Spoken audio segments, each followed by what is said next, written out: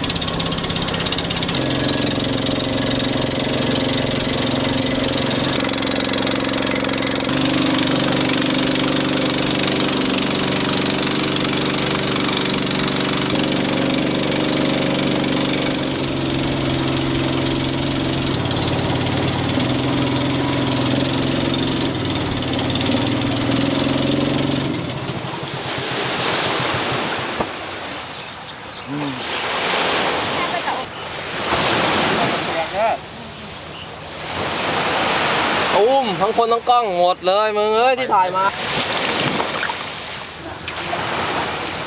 เดี๋ยวเราไม่หน่อยผมจะกลุ่ม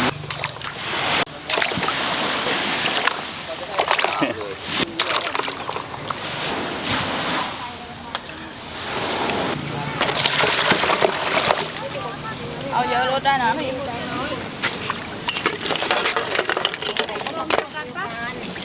รวมเลยอ้าว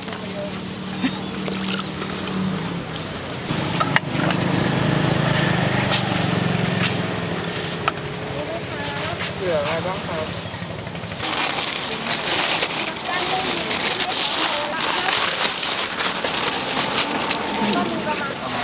เอา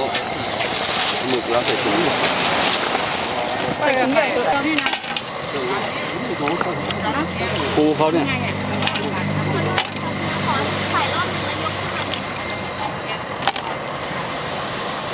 หวังเลยไม่ได้หรอกใส่แมส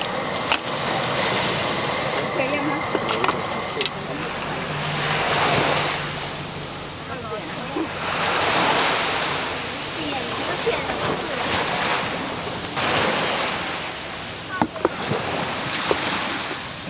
ไอติมที่เหนียวหรอก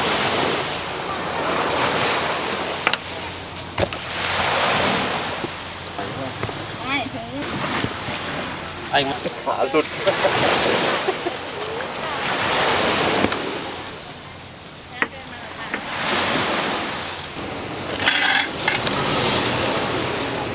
จ๋า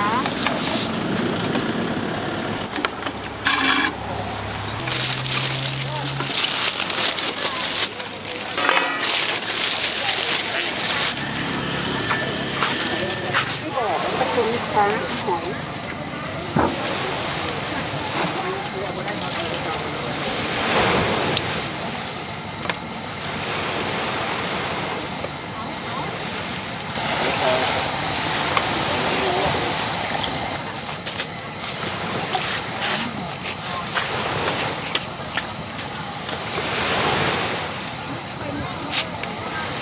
นี่แหละแต่ว่าพาเขาแวะซื้อของอะไรซื้อของนะ วางไฟเวอร์ เอาร้านน้ำขาวที่ดูได้ อะไร เมื่อวานที่เขาเป็นพี่อ้วนเอ้ยจ้าใจเย็นค่ะพี่อ้วนโอ้ไม่อยากไปแล้วค่ะ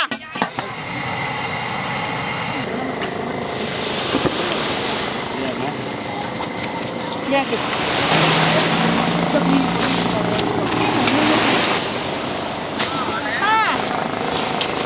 เอานั่นลองดูดิ นี่ไงทำไม่ได้ไม่ถูก ไม่รู้เหมือนกันวะไม่รู้เหมือนกันน้องไม่ดูเลยหั่นหมูก็น่าจะสุก ถูกแล้ว ที่ว่างไอ้เก๋ได้ยินดัง ไอ้นี่เหรอ เออ นี่ปูของน้อง ปูของพี่เขาเนี่ย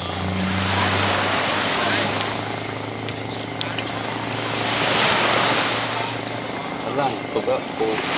สุกปิดจะกุ้งโดด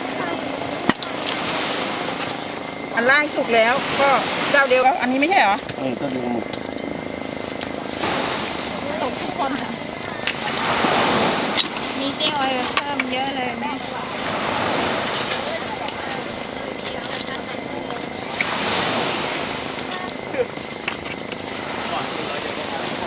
เดี๋ยวผมช็อกเลยนะ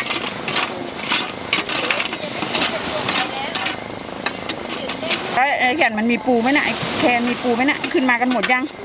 ขึ้นมาหมดแล้วเนี่ยเดี๋ยวเราก็ไม่ได้ปู เลย ฮะนานแล้วโดนน่าจะกระโดดไม่มีแล้วคลองมันจะมีนะ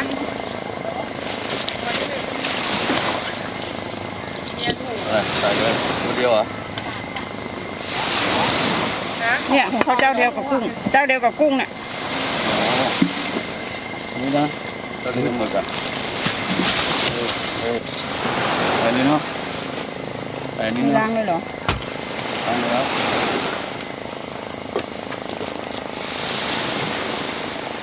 ปูของน้องอยู่สุกนี่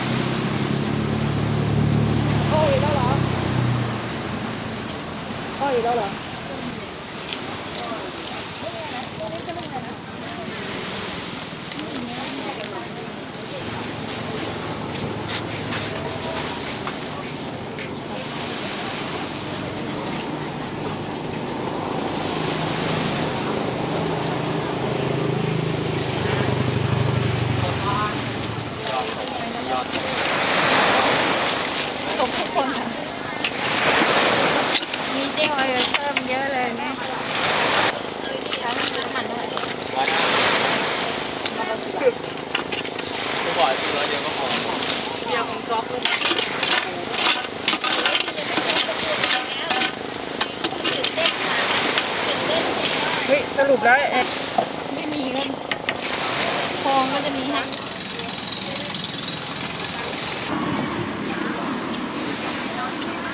เป็นไงบ้าง